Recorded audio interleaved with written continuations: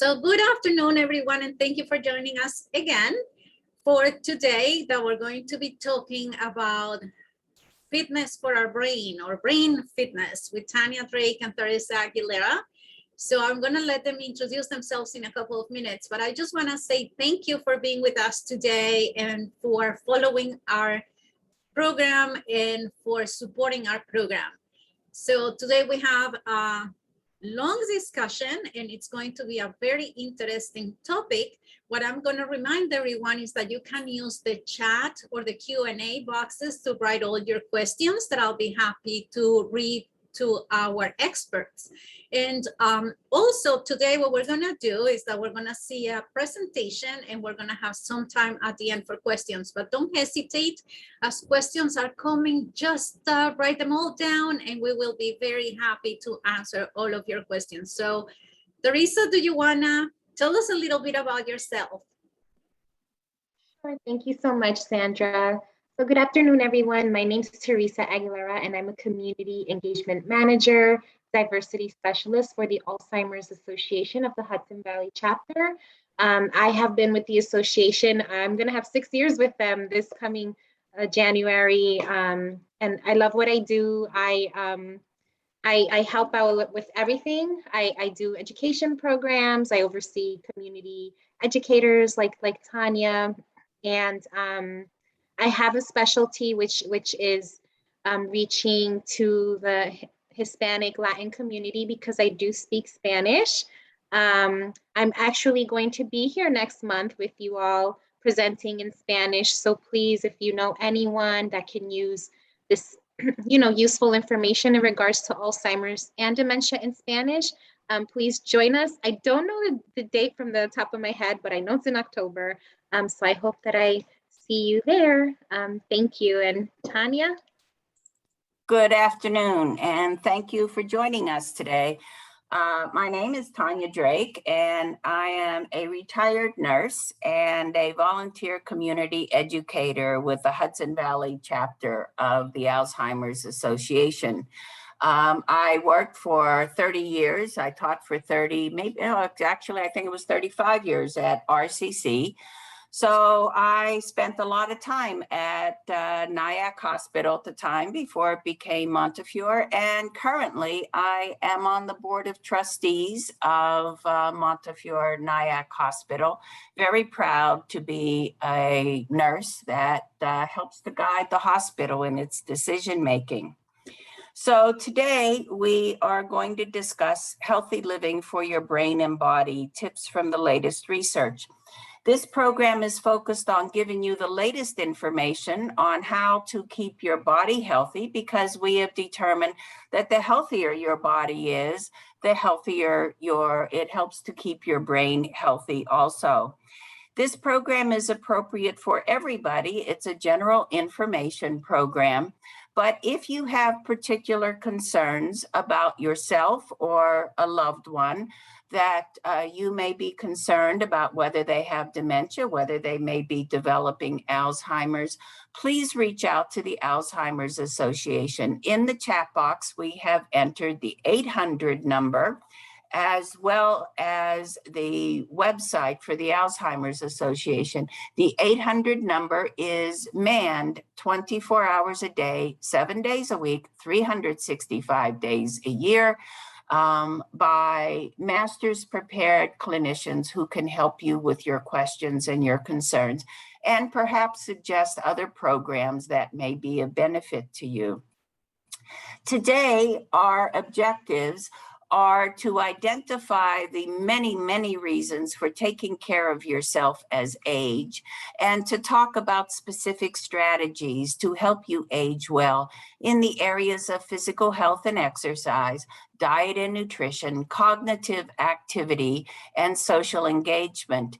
Hopefully, you will then be able to use this information to make your own plan for how to stay healthier as you age. So before we start that part of the program, let's talk a little bit about how you age. Aging well depends on three primary factors: your genes, what you inherited from your predecessors, the environment in which you exist, and your lifestyle. So there are ways that we all age that we have in common. Our hair tends to turn grayer, your skin gets a little drier and more wrinkled. Your brain does normally work just a little slower to process new thoughts, new information. And of course, many people develop cataracts as they age. But as we age, there's also the impact of the environment and the lifestyle on how these genes are expressed. So we know that genes affect your health and your aging. And we know that we are genetically predisposed to age in a certain way. Our families may be predisposed to certain diseases, such as heart disease or diabetes. But we also know that what happens in terms of your lifestyle and what happens in terms of how you take care of yourself can affect how these genes affect you as an individual. Just because a family has a genetic predisposition to a certain condition or disease, such as diabetes or heart disease, this does not mean that every member of that family is going to suffer from that condition, because how you live your life, how you deal with your environment can somewhat alter the risk for that actual disease being expressed. So we can adopt healthy living habits to potentially improve our overall health. And the most recent research shows that healthy habits can keep our bodies and our brains healthier as we age. So let's talk a little bit about the brain first. The brain is the control center of the body. And the brain controls all of our bodily functions, including thought and movement. It is the control center. There are approximately 100 billion nerve cells called neurons in the brain. They are structured like branches of a tree, creating a network of pathways through which electrochemical signals are sent to form thoughts, feelings, memories, and to control all of your bodily function. Alzheimer's disease progressively destroys brain cells and interferes with the ability of these messages to be sent through the body and through the brain. And therefore, it affects more and more functions as it progresses. So we have known for many years that there is a heart-brain connection. We know that what is good for the body is usually good for the brain and is probably also good for your memory. Science is finally able to tell us why this is true and what we can do to maximize our overall health as well as our brain health. Much of the brain-body connection is due to the fact that the brain is nourished by the body's richest network of blood vessels and capillaries. Oxygens and other nutrients are delivered to the brain cells through this network of blood vessels. The bloodstream helps to keep the brain nourished and healthy. Each time your heart beats, approximately 25% of the blood that is pumped out of the heart goes to the brain. And the brain extracts from that blood 100% of the oxygen and almost 100% of the glucose or blood sugar fuel that is available in that blood to function. The brain is a high energy organ. It needs all the oxygen and all the blood sugar and nutrients it can get. This is why keeping the body in good working order helps to keep the brain fueled and healthy as we age. As we age, there are normal changes that take place in our bodies and our brains. Many of these are expected as typical age-related changes. However, there are some things that are not normal that affect some of the population. Alzheimer's and dementia are two of the diseases that become more and more common as we age. And Alzheimer's and dementia strongly impact the ability of the brain to function normal. Alzheimer's disease and other dementias result when the brain is compromised in specific ways. Currently, there are no proven methods to prevent, cure, or definitively slow the progression of Alzheimer's disease. However, there are things that we can do to help maintain or potentially improve our overall health and our brain health as we age. And these habits may also help to keep you functioning better as an individual all together. Although this program isn't specifically designed to talk about Alzheimer's or dementia, it is helpful to know some basic information to understand how they relate to healthy aging and what we can do to keep our brains and bodies healthy as we age. Dementia is an umbrella term that is caused by many different diseases, each with different symptoms. The symptoms of all these diseases have one thing in common. They compromise the way the brain works and cause a decline in memory and brain functions that become noticeable enough to affect everyday life. Although dementia and the diseases under the umbrella term dementia, including Alzheimer's, are associated with aging, they are not, and I stress, they are not a normal part of aging. Alzheimer's disease is the most common form of dementia. It accounts for 70 to 80% of all cases of dementia. There are over 6 million people living in the United States with Alzheimer's and over 30 million worldwide. Some of the risk factors for Alzheimer's and dementia include age. We have no control over that. We get older every day. Genetics, head injuries or head trauma, cardiovascular disease, and fewer years of formal education. We will discuss some of these risk factors in more detail as we go through the program. Again, I want to stress the fact that in addition to this program, that the Alzheimer's Association has many other programs that you can access at alz.org if you have even more questions after we're finished here today. So, today we will explore 4 aspects of healthy aging and how they may decrease our risk for developing age-related health problems, including Alzheimer's. We will talk about physical health and exercise, diet and nutrition, cognitive activity, and social engagement. We're going to look at the most current research in each of these areas about changes that we can make in order to age healthier. Hopefully, by the end of the program, you will be able to identify activities that you would enjoy doing.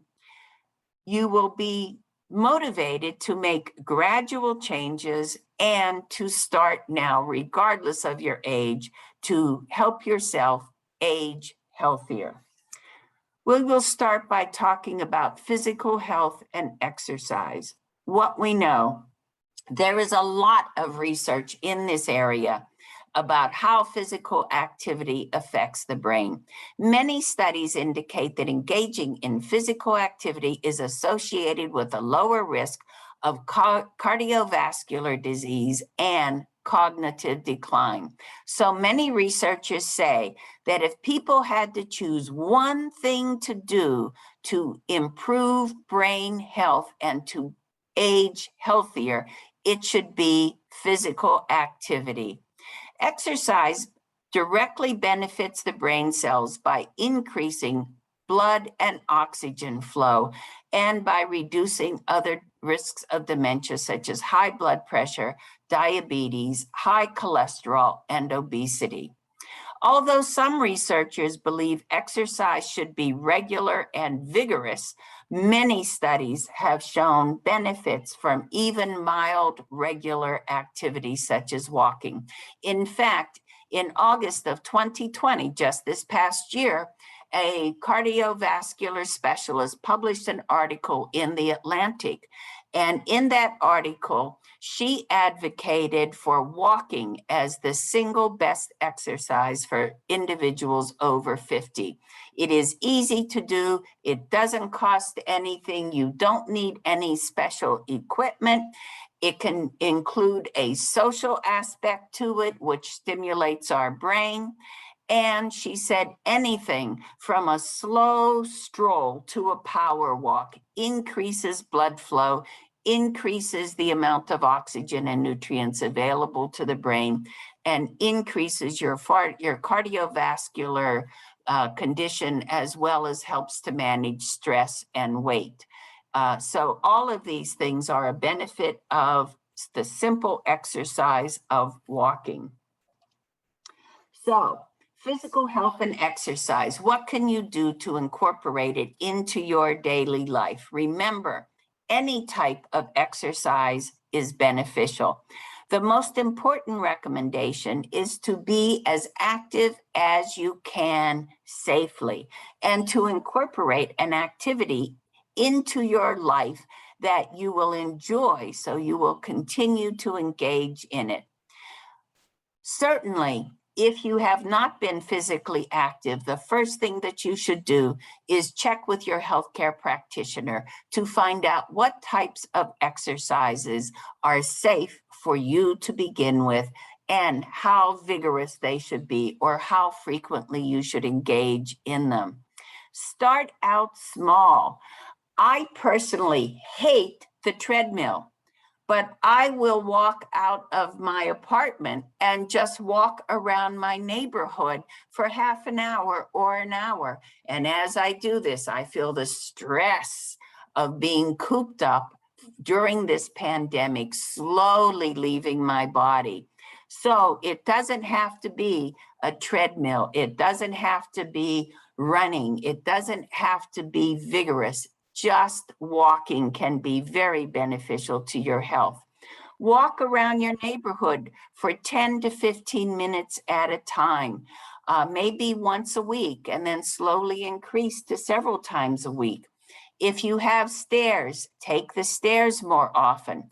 Park your car farther away from your destination. If you're going to the grocery store, don't park right next to the door. Park further away, so you have to walk a little bit further. One thing about walking is that it is a cumulative activity. So if you walk for 10 minutes, 3 times a day, if you walk for 5 minutes, 6 times a day, you have just walked for 30 minutes today. So it doesn't have to be a big, huge, one chunk of time commitment.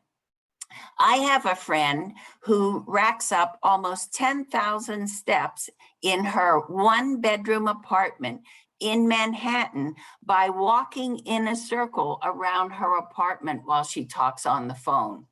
This says something about, first, her desire to get some exercise, but I think it also says something about how much time she speaks on the phone. But back to our program. So it's important for you to participate in activity regularly.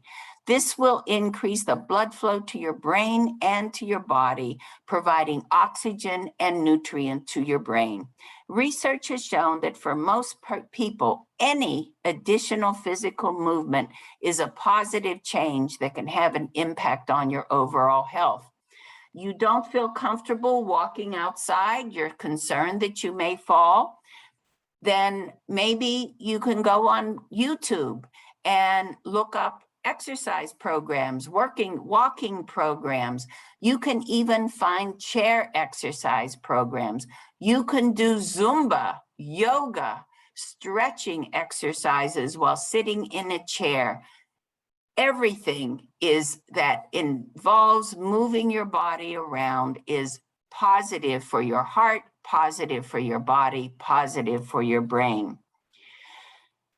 In addition to talking to your healthcare practitioner, you can also go on the website for the Center for Disease Control. They also have guidelines for exercise and some suggestions and links to different types of exercise programs that may be beneficial for you.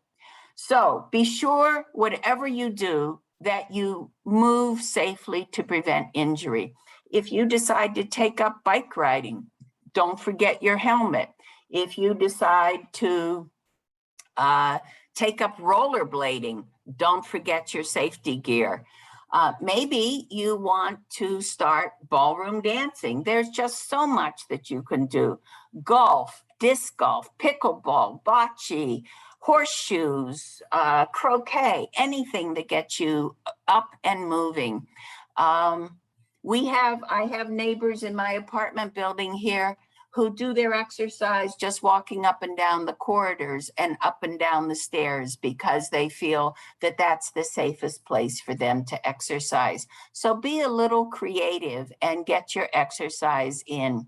Do anything to get your heart rate up a little bit. Maybe you think just taking a stroll doesn't affect your heart rate, but it does. If it moves your legs and moves your arms, it affects your heart rate. Ask a friend to join you so it becomes a social event, which is also one of our factors for brain health. And of course, as I already mentioned, check with your healthcare practitioners before you start. Remember, it's never too late, never too early to start. Whatever you do will be beneficial for your brain and body. But in addition to physical health and exercise, what else can you do? I shouldn't have to say this, but I will. Stop smoking if you smoke. Nicotine is one of the major chemicals in cigarette smoke, in tobacco, and it is one of the most powerful vasoconstrictors in nature. This means that it squeezes the blood vessels tighter, so less blood gets through. Remember all that oxygen and nutrients that the brain cells need. When you smoke, your brain simply gets less oxygen and less nutrients to stay healthy.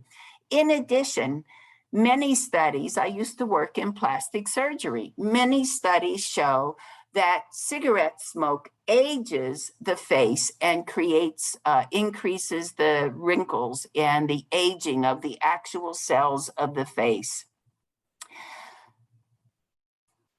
Avoid excess alcohol. Alcohol can alter your sense of balance and cause you to fall, and falls associated with head injury are one of the primary reasons for the elderly to be brought into the hospital for emergency visits. And in addition, falls associated with bone fractures are one of the most common reasons for the elderly to have to go into long-term care facilities. So a glass of wine with dinner, not an issue. A bottle of wine with dinner, that's an issue. Get adequate sleep. We know that during sleep, toxins are removed from the brain and your brain is able to sort through everything that went on the day before. And as part of this toxin removal process, the plaques that are associated with Alzheimer's are toxins, and they are also part of the process that is removed from the brain. I already talked about avoiding head injury. Manage stress. One of the best ways to manage stress is regular physical activity.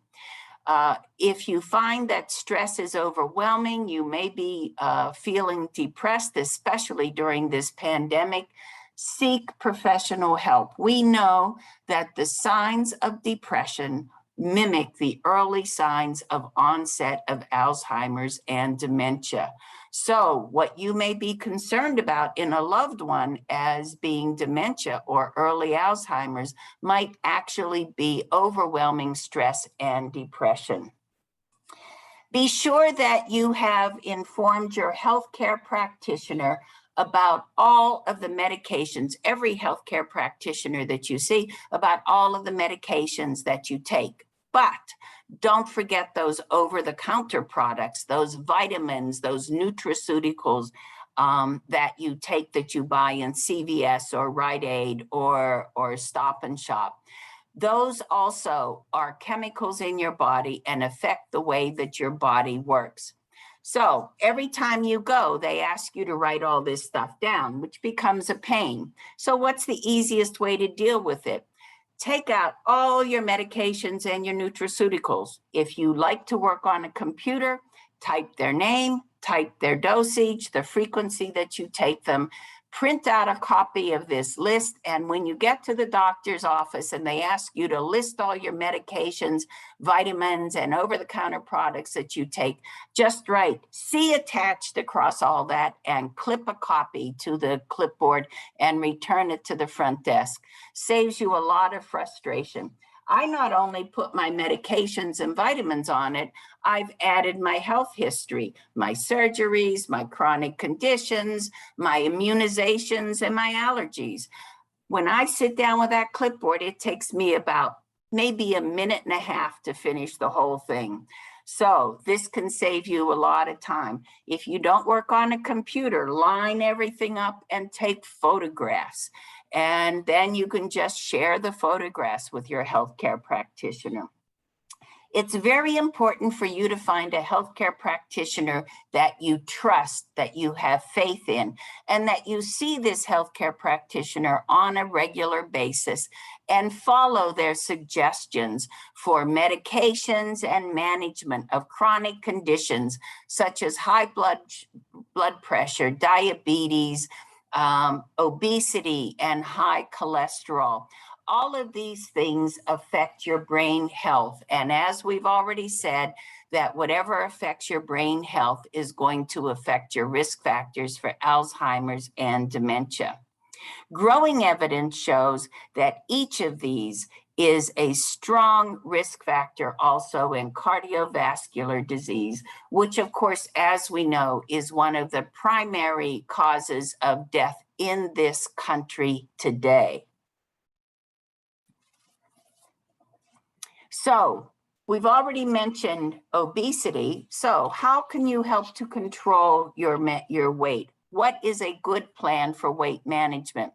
Well, it's important that everybody manages their cardiovascular risk factors, including their weight management.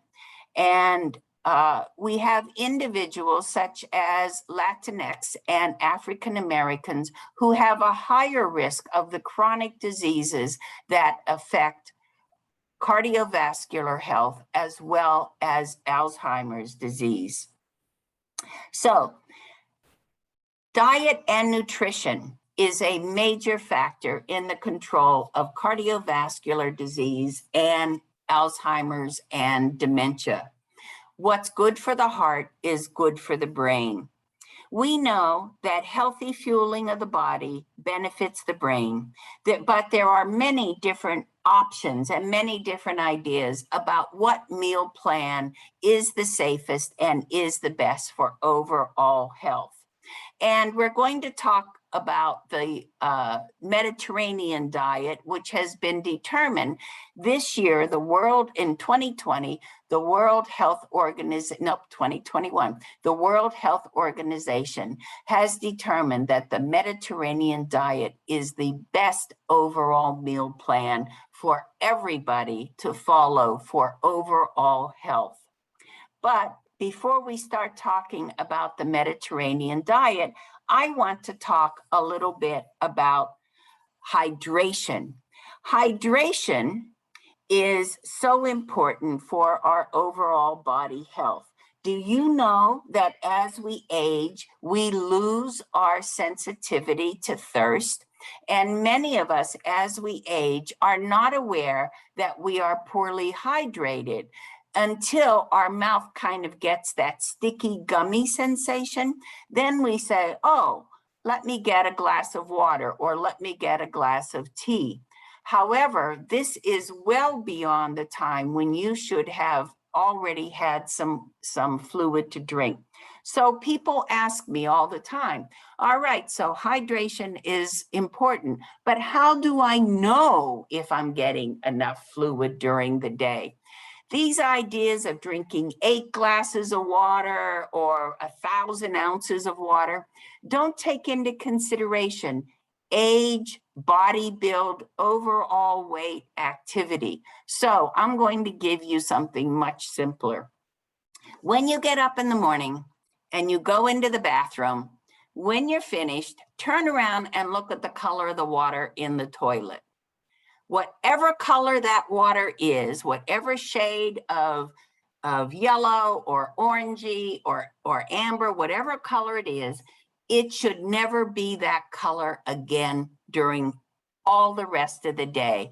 Every time you go into the bathroom for the rest of the day, the water should be a significantly lighter color. How do you do that? The more you drink, the lighter the color will be.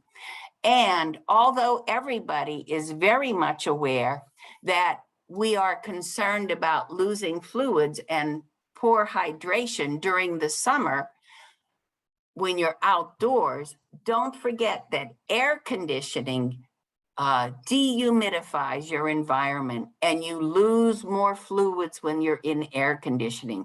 In addition, in the winter, the heat dehumidifies your environment and you lose fluids when you're sitting in a heated environment. So pay attention to what is again, to the color of the water in the toilet after you go to the bathroom, and try to keep it a light yellow color throughout the day. The lighter, the better. So we're going to talk about the Mediterranean diet. The Mediterranean diet incorporates the basics of healthy eating, and research has shown that following a Mediterranean diet could reduce the risk of death from heart disease and cancer, and also the risk of dementia and Alzheimer's disease.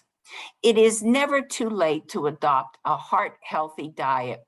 Studies show that making changes even later in life may have benefits for your brain health.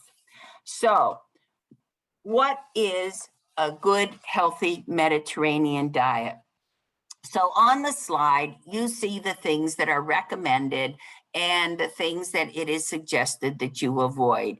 Vegetables, fruits, nuts, beans, whole grains, lean meats, fish, poultry, low-fat meats, and vegetable oils like canola oils and olive oil. Avoid fried foods, avoid saturated fats, avoid processed foods like those hot dogs that we love during the summer. Moderation is the key, and avoid unhealthy fast foods. Well, this is all very fine, but how much of all this stuff? So I like this picture. So Sandra or Teresa, can you see the picture? Yeah, it's a little blurry, but. Okay, is that better? No. Is that better? No. It's blurry, Tanya. It's good enough. Well, you get the idea. So this is a dinner plate. Half of it is green, brightly colored vegetables.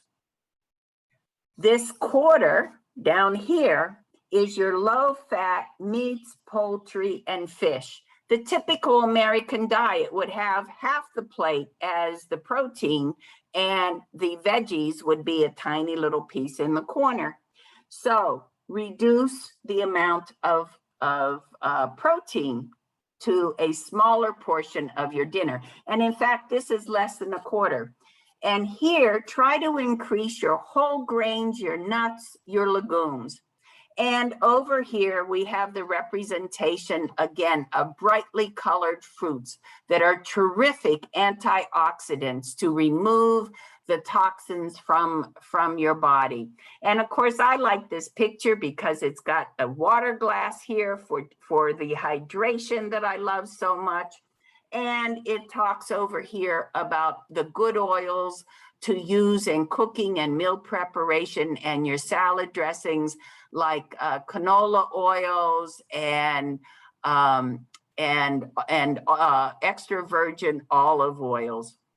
So this is an idea of what a plate of a Mediterranean diet, lunch or dinner should look like. And so that is what you are going for.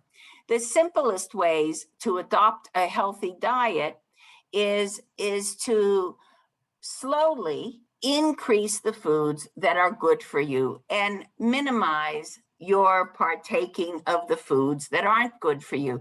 Does this mean that you can never have a good steak or a hamburger or a hot dog again in your life? Absolutely not. My favorite food happens to be a cheeseburger.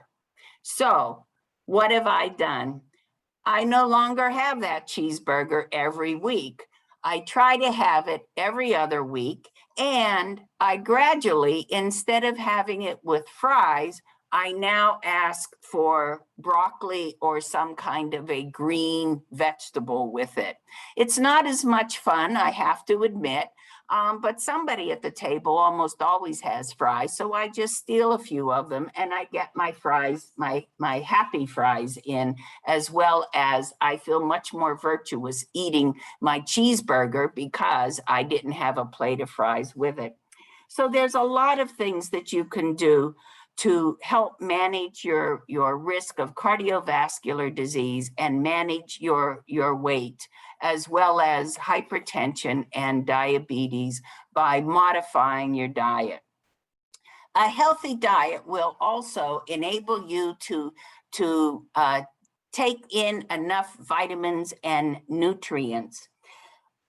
There are also different types of supplements that are available to you over the counter, but the World Health Organization concludes that vitamins and supplements are not a recommended way to reduce the risk of cardiovascular disease, high blood pressure, diabetes, obesity, cognitive decline, and dementia. Remember that nutritional supplements are not tested by the Food and Drug Administration, and that they are chemicals, and that these chemicals may interact negatively with prescription medications that you take. This is why it is so important for your healthcare practitioner to know every over-the-counter product that you take. Cognitive activity, or using your brain. What we know, cognitive activity is anything that uses your brain. And any way that you use your brain, especially in a new manner, is positive and can possibly have long and short-term benefits for your brain. As you use your mind in new and challenging ways, it begins to form and nourish new pathways for connections amongst the brain cells. The more pathways you have, the more nimble your brain is, and the better able you are to not only to guard against the effects of injuries and diseases that may compromise the brain function, but should you suffer a trauma such as a head injury or a stroke, the more pathways that already exist, the better your brain is to figure out how to get around the area of injury and help your brain and body continue to work better. So what type of cognitive activity are we talking about? Whoops, sorry, twitchy finger. So how can you exercise your brain? You can read articles, you can read books that challenge you or inspire you.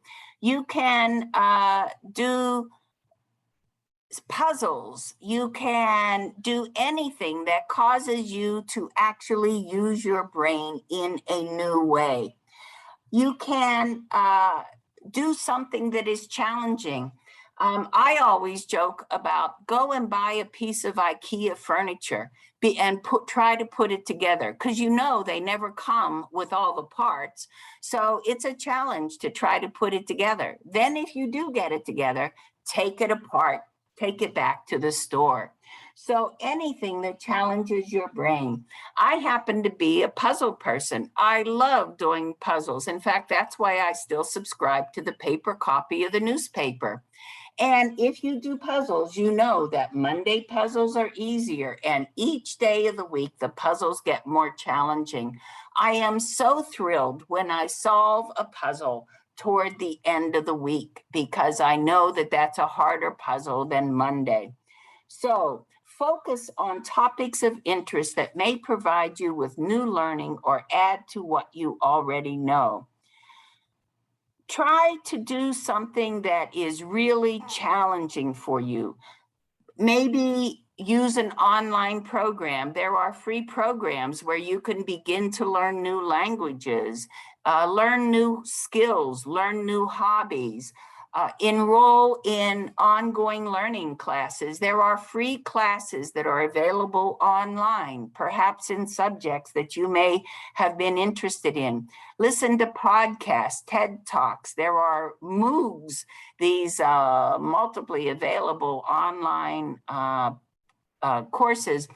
Many colleges, especially community colleges like RCC, offer free audit to senior citizens to enroll in classes. You don't even have to buy the book. You can just sit there and listen to the lecture or enroll in one of the classes online. Many of them are now offered online. The bottom line is to do something that stimulates your brain. Maybe join a club or a citizen center or a senior citizen center. This has the added benefit of providing social stimulation or social interaction, which we will talk about in a moment, to keep your brain active. So any activity that stimulates your brain is beneficial for you. But be careful about these online programs that are supposedly going to keep your brain healthy. Many of them are free in the beginning, and then there are recurring costs that occur after you've been in the program a while. I recommend that you go to AARP, because AARP has joined with the Alzheimer's Association in offering programs to stimulate brain health. And we know that those are reputable programs from a reputable organization. So, social engagement. What do we know about social engagement? Well, this area has the least amount of research. However, there are many studies that show that being connected to others is good for our overall health, good for our brain, and reduces the incidence of isolation and depression. And especially if you match it up with physical health and exercise. Walking with a friend or neighbors, really a good thing to do for your brain. Research isn't sure why social engagement keeps the brain networks functioning, but we do know that it does. We just went through almost 2 years of a social experiment. Look at what has happened to our overall outlook on life as we have been isolated during this pandemic. The incidence of depression and withdrawal and self-care have just escalated during this pandemic. So now we definitely know that being socially isolated is poor for your body, poor for your mental outlook, and poor for your cognitive health. There are a variety of ways to engage with others. Again, you can join a club that you can do it in person or online that follows a hobby or some sort. Maybe you're a person who's interested in history. I have a friend who is part of an online group where they talk about different historical events and analyze them, and he really enjoys it. My husband was in the Navy, and he has a shipmates association where they get together online and just talk about the old days when they were in the Navy. All of these types of things are social engagement, and they are excellent for your brain. You can visit with friends and family. Anything that stimulates you to be engaged with others. Maybe volunteer in a community organization or in your religious organization. Join a club or a group. Anything that you do will benefit you mentally as well as physically. So, putting all four pieces together, each of these four components that we've discussed has potential benefits for physical and cognitive health. Recent research suggests that combining more than one activity will have the greatest overall benefit. Take care of your overall health. See your healthcare practitioner to manage chronic conditions that you may be experiencing, like cardiovascular disease, high blood pressure, diabetes. Get moving. Improve your meal plan. Try to eat more of those green leafy vegetables and a little bit less of the fried food. Stimulate your brain. Keep your brain active and stay connected with others. Combine all four to achieve maximum benefits. So I'm going to try to play a video here. Teresa or Sandra, let me know if it doesn't.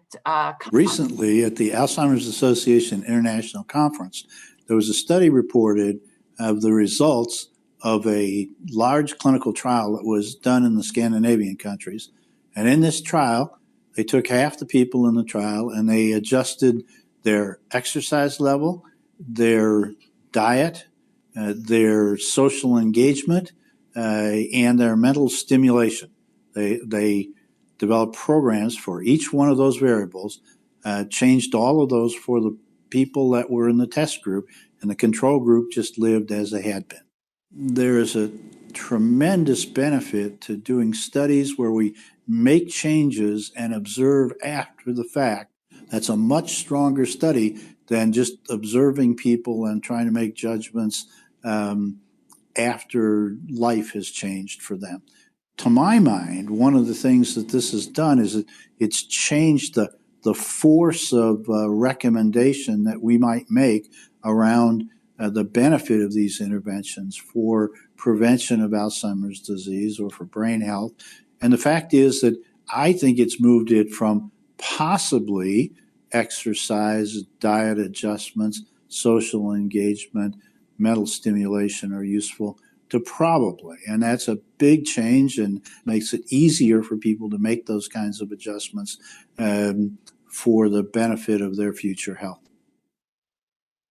So, what can you do? Begin today. Start small and build. It's never too late to make changes that improve your overall health and your brain health.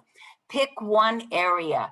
Don't try to change everything at once. It will be overwhelming. Pick one area that you think will be the easiest for you to deal with. Make healthy changes, make healthy choices, and make a plan. Say you decide that you're going to start walking more. Okay, so the weather now is nice. What are you going to do in the winter? Many shopping malls, like our Palisades Mall, if you go there any time of the day, you will see individuals that are clearly not shopping. They've got their sneakers on and they're just walking up and down the corridors. So when you make your plan, think about how will you overcome obstacles that may prevent you from following whatever it is. Pick something that you enjoy. You are more likely to stick with it. And try to do it with other people. Walking by yourself is boring. Walking with others becomes a social event and is much more fun, which is the most important thing of all. Enjoy whatever it is that you are going to do.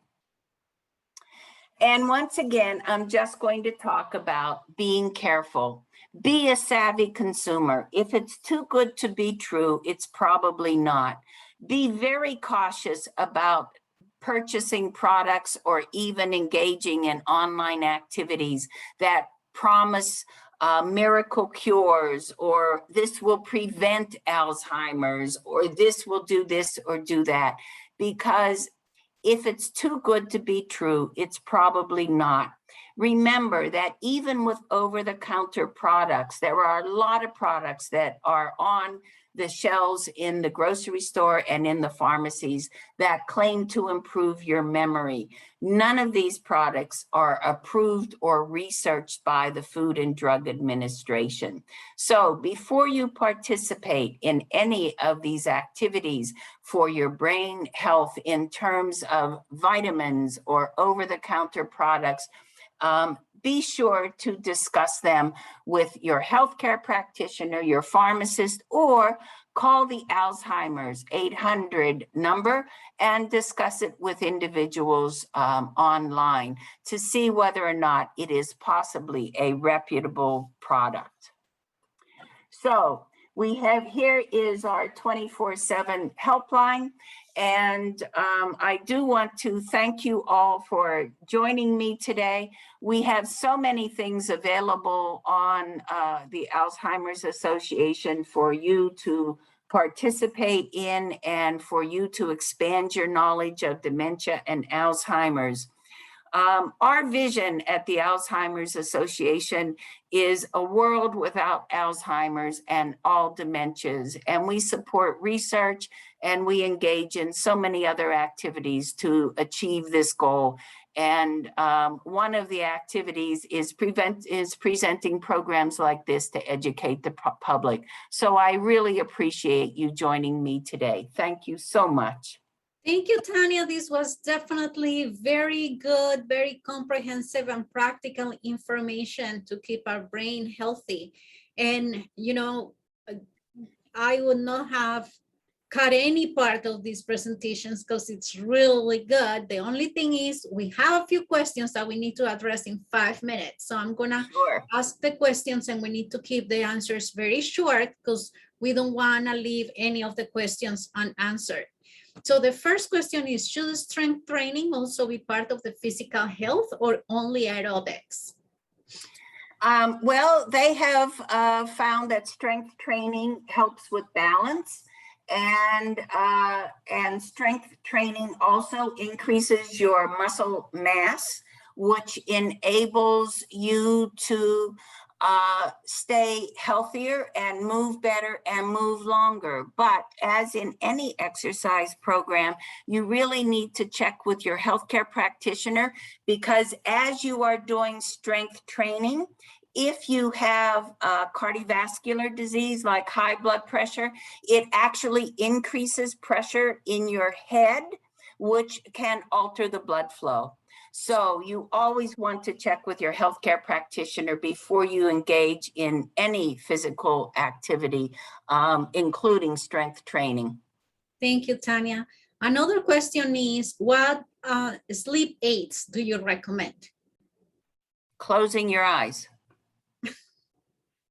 What about chamomile tea or something like that? Almost every sleep aid has a potentially detrimental effect in the elderly because we do not metabolize and clear these medications from our body longer. So if you take a sleep aid to go to sleep, that sleep aid may potentially be in your body during the day. You're a little foggy, and like, for example, Ambien tends to affect your perception, your depth perception. So you might trip over things. I personally do, I mean, you know, sometimes I spend a night staring at my ceiling fan. So I spend a night staring at my ceiling fan. You know, the next night, hopefully I'm going to go to sleep. I personally do not recommend any sleep aids. Turn off your TV earlier, turn off your phone earlier, meditate, spend 5 minutes just unwinding, have a glass of warm milk, you know, have some chamomile tea. I don't recommend any medications for sleep. Okay, thank you, Tanya. And just to confirm your point as well, we have a comment from Michelle, and she says, hurricanes are natural too, and however they do damage. So yes, I think we are all in agreement with that.